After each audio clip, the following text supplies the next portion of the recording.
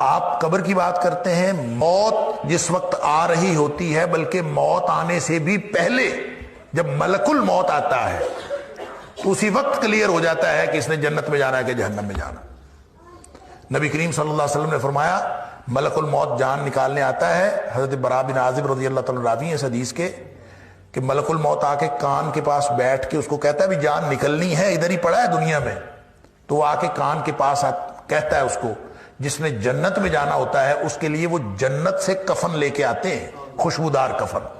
جس میں روح ڈالنی ہوتی، اور جس نے جہنم میں جانا ہوتا ہے اس کے لیے وہ کفن جہنم سے لے کے آتے ہیں، بدبودار کفن ہوتا ہے۔ فرشتے ساتھ ہوتے ہیں، ڈیوٹیاں لگ جاتی ہیں، سب بیٹھے ہوتے ہیں، وہ آ کے کان میں اس کے پاس کہتا ہے یا ایتھا النفس الطیبہ، اے پاکیزہ روح، اخرجی نکلو، اللہ اکبر، الی مغفرۃ من اللہ ورضوان، اللہ کی مغفرت کی طرف اور اللہ کی خوشنودی کی طرف نکلو، گویا اللہ کی مغفرت اور خوشنودی تیرا انتظار کر رہی۔ یہ آواز آتی ہے جان نکلنے سے پہلے،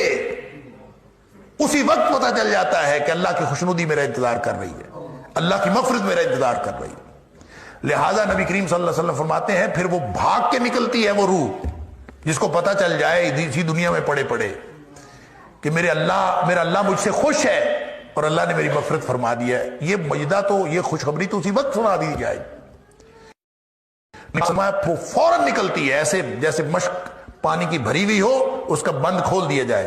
اور یوں جیسے ایک دم پانی نکل جاتا ہے وہ نکل جاتی ہے آسانی سے، اور فرشتے اس کو جنتی کفن میں لے کے خوشبودار کفن میں لے جاتے ہیں۔ لمبی حدیث ہے۔ لیکن جو دوسرا کافر اور منافق ہے اس کے پاس وہ جہنم سے کفن لے کے آتے ہیں اور اس کے کان کے پاس آ کے کہتے ہیں یا ایتھا النفس الخبیثہ، اے ناپاک روح، اخرجی الی سخط من اللہ وغضب، نکلو اللہ کی ناراضگی اور اللہ کے غصے کی طرف، اللہ کی ناراضگی اور اللہ کا غصہ تیرا انتظار کر۔ جس کو اس دنیا میں پڑے ہوئے یہ پتہ چل جائے کہ میرے اللہ کی ناراضگی میرا انتظار کر رہی ہے، میرے اللہ کا غصہ میرا انتظار کر رہا ہے، تو وہ کیسے نکلے گی؟ تو نبی پاک صلی اللہ علیہ وسلم فرمایا فتفرق فی جسدہ، وہ پھر جسم کے اندر ہی چھپتی پھرتی ہے، باہر نہیں نکلتی، پھر اس فرشتے کھینچ کر نکالتے ہیں، اللہ اکبر۔ اور آپ نے مثال بیان فرمائی فینزعہ، پھر اس کو نکالتے ہیں کھینچ کر، کما ینتزع الصفود من الصوف المبلول، جس طرح گیلی اون کے اندر لوہے کی گرم سلائی ڈال دی جائے اور اون اس کے اندر چمٹ جائے تو پھر اس کو کھینچ کر نکالا جائے تو جس طرح وہ اون تار تار ہو جاتی ہے، فرمایا اس طرح سے فرشتے اس کو کھینچ کر نکالتے ہیں۔ تو یہ تو اسی وقت پتہ چل جائے گا بھائی، آپ قبر کی بات کر رہے ہیں، یہ تو یہاں موت آتے وقت، موت کے وقت پتہ چل جائے گا کہ میں جنتی ہوں کہ جہنمی ہوں۔ اللہ اکبر، دیکھ رہے ہوئے موت ویسی ہے۔ تو یہ سارے مراحل اسی کے مطابق طے ہوں گے، اسی میں ایک مرحلہ اعمال نامے دیے جانے کا ہے اور اسی میں مرحلہ جو ہے وہ پھر جنت اور جہنم کی طرف چلے جانے کا ہے۔ یہ سارے مراحل ہیں لیکن سسپینس کہیں نہیں ہے۔ یہ کہنا کہ سسپینس ہے، سسپینس والی بات جو ہے وہ میں نے ازراہ تفنن کہا تھا کہ آپ نے خود ڈالی ہے، تو بات یہ ہے کہ سسپینس کوئی نہیں ہے، یہ تو شروع سے پتہ چل جائے گا، لیکن مراحل اسی طرح سے جاتے جائیں گے۔ اور جو اس کا مطلب یہ ہے کہ جو شخص اعمال نامہ بائیں ہاتھ میں جس کو ملے گا وہ اس وقت تک کوئی نہ کوئی توقع رکھے گا کہ شاید میرے اگلے حالات ٹھیک ہو جائے،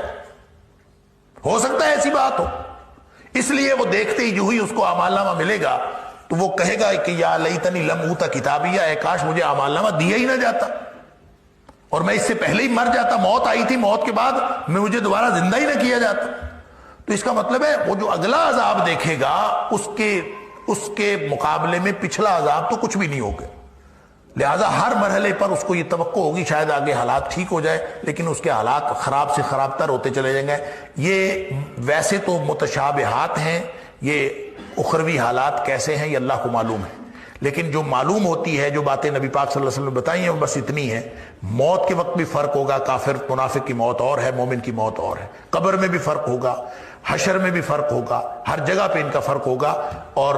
اللہ تعالیٰ یہ ٹریک ہی گویا دونوں کا مختلف ہے، دارالامتحان سے جو ہی دارالجزا میں جائیں گے تو الگ الگ ٹریک پہ جاتے جائیں گے۔ اتنی بات نبی پاک صلی اللہ علیہ وسلم نے فرمائی ہے۔ البتہ کس کس مراحل میں کس کی کیفیت کیا ہوگی، کتنا سسپینس ہوگا، کتنا نہیں ہوگا، یہ اللہ جانتا ہے۔ ہماری یہ نہ سمجھنے کی باتیں ہیں، نہ سوچنے کی باتیں ہیں، نہ اس کے بارے میں غور کرنا چاہیے۔ اللہ تعالی ہم سب کو نیکی کے راستے پر، ایمان اور تقوی کے راستے پر چلائے، اور ان لوگوں میں سے بنائے جن کو دائیں ہاتھ میں اعمال نامہ ملے گا، اور جن کو آواز پڑے گی کان میں، یا ایتھا النفس الطیبہ، اے پاکیزہ روح نکلو، اللہ تعالیٰ کی مغفرت اور اللہ تعالیٰ کی خوشنودی تمہارا انتظار کر رہی ہے۔ اللہ تعالیٰ ہم سب کو ان میں سے بنائے۔